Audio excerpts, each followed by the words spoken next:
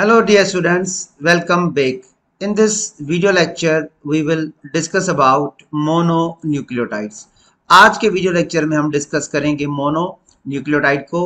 And dear students, this topic is from chapter number 1 biological molecules according to new book of Sindh text board. तो आज के video lecture में start करते हैं mononucleotide. पहली line में डियर स्टूडेंट्स लिखा गया है जनरली न्यूक्लियोटाइड्स हमें मिलते हैं न्यूक्लिक एसिड्स में, डीएनए में और आरएनए में, और उनमें ये मोनोन्यूक्लियोटाइड एग्जिस्ट करते हैं पॉलीन्यूक्लियोटाइड के चेन के फॉर्म में, क्योंकि डीएनए भी पॉलीमर है, आरएनए भी पॉलीमर है.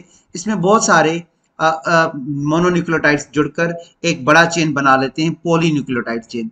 मगर आगे लिखा गया है कि सेल के अंदर कुछ सिंगल न्यूक्लियोटाइड भी हमें मिलते हैं जो कि सेल के अंदर इंडिपेंडेंट काम करते हैं. ना तो ये डीएनए का पार्ट होते हैं और ना ही आरएनए का part. They work independently in cell. और इन मोनोन्यूक्लियोटाइड के पास एक्स्ट्रा फॉस्फेट ग्रुप होता है. For example ADP adenosine diphosphate और एटीपी एडिनोसाइन ट्राइफॉस्फेट. तो यहाँ पे दो एग्जांपल दिए गए हैं, एडिनोसाइन डाइफॉस्फेट और एडिनोसाइन ट्राइफॉस्फेट. ये एक ऐसे मोनोन्यूक्लियोटाइड्स हैं जो कि इंडिपेंडेंटली वर्क करते हैं सेल के अंदर विथ एक्स्ट्रा फॉस्फेट ग्रुप. तो सबसे पहले हम डिस्कस करते हैं एटीपी को. As a mononucleotide we will discuss the structure of ATP and functions of ATP. Dear students, यहाँ पे ये जो आपको इमेज नजर आ रहा है ये एडिनोसाइन ट्राइफॉस्फेट एटीपी का स्ट्रक्चर है. तो सबसे पहले हम इसके स्ट्रक्चर की तरफ आते हैं. There are 3 components of ATP. ATP के 3 कंपोनेंट होते हैं. एक नाइट्रोजीनियस बेस एडेनिन, दूसरा 5 carbon sugar ribose and a chain of 3 phosphate groups. तो डियर स्टूडेंट्स, यहाँ पे मैं मार्क कर रहा हूँ, ये इसका पहला कंपोनेंट है, पार्ट 1 है एटीपी का, एक नाइट्रोजीनियस बेस एडेनिन. जब हम एडेनिन को 5 कार्बन शुगर राइबोज के कार्बन नंबर 1 पे अटैच कर देंगे तो इस स्ट्रक्चर को कहा जाता है एडिनोसाइन. जब आप एडेनिन को कार्बन नंबर 1 राइबोज के साथ अटैच कर दोगे, it means when the adenine is attached to ribose sugar the resulting structure is adenosine. ये एक न्यूक्लियोसाइड है. अब आपको एडिनोसाइन के साथ 3 फॉस्फेट अटैच करने हैं. जब आपने एडिनोसाइन के साथ पहला फॉस्फेट अटैच कर दिया, ये बन जाएगा एडिनोसाइन मोनोफॉस्फेट. जब आपने दूसरा फॉस्फेट अटैच कर दिया, ये हो जाएगा एडिनोसाइन डाइफॉस्फेट. और जब आपने तीसरा फॉस्फेट अटैच कर दिया, ये हो जाएगा एटीपी एडिनोसाइन ट्राइफॉस्फेट. तो डियर स्टूडेंट्स, कौन से 3 कंपोनेंट हो गए एटीपी के? एक नाइट्रोजीनियस बेस, एक 5 carbon sugar and a chain of 3 phosphate. इसको हम और ज्यादा क्लियर करते हैं. Very simple. We will discuss in simple words the structure of ATP. How many components of ATP? There are 3 components of ATP. First component adenine, a nitrogenous base.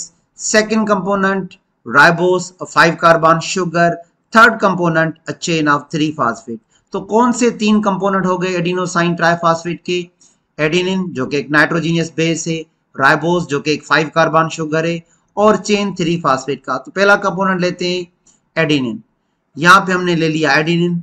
अब हम इसको attach करेंगे राइबोस के साथ. हमने इसको लिंक कर दिया राइबोस शुगर के साथ. इसको कहते हैं एडिनोसाइन. अब हमें एडिनोसाइन के साथ 3 फॉस्फेट के ग्रुप अटैच करने. जैसे ही हम 3 फॉस्फेट के ग्रुप अटैच कर देंगे एडिनोसाइन से, ये कन्वर्ट हो जाएगा एटीपी एडिनोसाइन ट्राइफॉस्फेट में. देखें डियर स्टूडेंट्स, सबसे पहले हमने क्या लिया? एक नाइट्रोजीनियस बेस एडेनिन, उसके साथ हमने लिंक कर दिया 5 कार्बन शुगर राइबोस. तो ये जो स्ट्रक्चर है ये हो गया एडिनोसाइन जो कि एक न्यूक्लियोसाइड है. हमने डियर स्टूडेंट्स एटीपी का ए बना लिया है जो कि एडिनोसाइन है. इसके 2 पार्ट्स हैं, एक डियर स्टूडेंट्स नाइट्रोजीनियस बेस और दूसरा शुगर. नाइट्रोजीनियस बेस एडेनिन है, शुगर राइबोस है. The resulting structure is adenosine जो कि जिसे हम न्यूक्लियोसाइड कह रहे हैं. तो डियर स्टूडेंट्स, हमने अब एटीपी का ए बना लिया एडिनोसाइन. अब हमें इसके साथ 3 फॉस्फेट अटैच करने. देखें डियर स्टूडेंट्स, मैंने पहला फॉस्फेट अटैच कर दिया एडिनोसाइन से, तो ये हो गया एएमपी एडिनोसाइन मोनोफॉस्फेट. अब मैं इसके साथ दूसरा फॉस्फेट अटैच करूंगा. जैसे ही मैंने AMP के साथ दूसरा फास्फेट अटैच कर दिया, ये हो गया dear students ADP, adenosine diphosphate. और जब मैं तीसरा फास्फेट अटैच करूंगा ये हो जाएगा ATP, एडिनोसाइन ट्राइफॉस्फेट। तो डियर स्टूडेंट्स ATP के बनाने के लिए सबसे पहले हमें एडिनोसाइन बनाना पड़ेगा, उसके बाद हमें 1 बाय 1 3 फास्फेट ऐड करने पड़ेंगे। जब हमने पहला फास्फेट ऐड किया AMP, एडिनोसाइन डाइफॉस्फेट, दूसरा फास्फेट अटैच किया ADP, एडिनोसाइन डाइफॉस्फेट, और जब हमने तीसरा फास्फेट अटैच किया ये हो गया ATP, एडिनोसाइन ट्राइफॉस्फेट। अब डियर स्टूडेंट्स मैं इसकी बॉन्डिंग पे कुछ डिस्कस करूंगा। देखें ये जो पहला बॉन्ड है ये स्टेबल बॉन्ड है, जो पहला फॉस्फेट हमने अटैच किया ये एक ईस्टर बॉन्ड है। उसके बाद आपको दो वेवी बॉन्ड्स नजर आएंगे, ये फास्फोएनहाइड्राइड बॉन्ड्स इसे हम कहते हैं, और ये वेवी इस वजह से ये अनस्टेबल हैं, जब ये ब्रेक होंगे तो ये रिलीज कर देंगे एनर्जी। तो देखें जी स्टूडेंट्स ये जो पहला बॉन्ड है, जो हमने पहला फॉस्फेट अटैच किया था राइबोस के साथ, ये एक ईस्टर बॉन्ड है, इसको क्या कहते हैं, फास्फो ईस्टर बॉन्ड। अब यहाँ पे डेफिनेशन पढ़िएगा फास्फो ईस्टर बॉन्ड की। The first phosphate group is connected to the ribose with a phosphate ester bond, that is phosphate condensed with the hydroxyl group। तो ये सुनो ये जो फास्फेट है वो कंडेंस हो गया राइबोस शुगर के OH ग्रुप के साथ, तो ये हो गया फास्फो ईस्टर बॉन्ड। अब नीचे आपको यहाँ पे एक बॉन्ड की नेमिंग नजर आएगी, फास्फो एनहाइड्राइड बॉन्ड। ये जो डियर स्टूडेंट्स वेवी बॉन्ड है सेकंड, और ये जो वेवी बॉन्ड है थर्ड। तो दूसरा और तीसरा बॉन्ड वेवी अनस्टेबल बॉन्ड है। फास्फो एनहाइड्राइड बॉन्ड, देखें फास्फो एनहाइड्राइड बॉन्ड किसे कहते हैं dear students, the bonds between phosphate molecules are called phospho anhydride bond. तो पहला स्टेबल है और दो अनस्टेबल हैं। तो हम डिस्कस करते हैं पहले बॉन्ड को, ईस्टर बॉन्ड को। डियर स्टूडेंट्स यहाँ पे आप पढ़िए, phosphoester is fairly stable bond and does not qualify as high energy, क्योंकि स्टेबल है वो ज्यादा जल्दी ब्रेक नहीं होगा तो एनर्जी रिलीज नहीं करेगा। लेकिन जो दूसरे अनस्टेबल बॉन्ड है जब वो ब्रेक होंगे तो वो एनर्जी रिलीज कर देंगे। तो ये जो दूसरा और तीसरा फास्फो एनहाइड्राइड बॉन्ड है dear students, it is less stable and considered as high energy bond. देखिए अब मैं इसको यहाँ से तोड़ रहा हूँ, जब मैं ये बॉन्ड तोड़ दूंगा एक फास्फेट को मैं रिलीज कर दूंगा तो यहाँ पे बच जाएगा एडिनोसाइन डाइफॉस्फेट, और जब मैं ये बॉन्ड तोड़ूंगा तो यहाँ से डियर स्टूडेंट्स क्या रिलीज होगा, एनर्जी। और ये एनर्जी डिमांडिंग रिएक्शंस में काम आएगी, सेल डिवीजन में काम आएगी, नर्व इंपल्स में काम आएगी, मसल कंट्रैक्शन में काम आएगी, फ्लैजिला की मूवमेंट में काम आएगी। तो जैसे ही हम बॉन्ड को ब्रेक करते हैं इससे एनर्जी रिलीज कर दी जाती है। देखें डियर स्टूडेंट्स अब आप यहाँ पे एक एनिमेशन देखिएगा, यहाँ पे जब हम तीसरा फास्फेट तोड़ रहे हैं तो उससे एनर्जी रिलीज हो रही है, और ऐसे रिएक्शन को एक्सर्गोनिक रिएक्शन कहा जाता है। जब हम बॉन्ड बनाते हैं तो एनर्जी स्टोर होती है बॉन्ड में, उसको तोड़ते हैं तो उससे एनर्जी रिलीज कर दी जाती है। तो ठीक है डियर स्टूडेंट्स, जब हमने ये बॉन्ड तोड़ा यहाँ से एनर्जी रिलीज हुई, तो यहाँ पे पढ़िएगा ये एनर्जी कहाँ पे यूज हो रही है। यहाँ पे लिखा गया है कि ATP वर्क करता है as a energy providing molecule.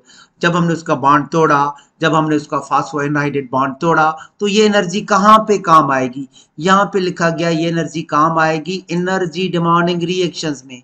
Dear students ये एनर्जी काम आएगी प्रोटीन की सिंथेसिस में, लिपिड की सिंथेसिस में, कार्बोहाइड्रेट की सिंथेसिस में।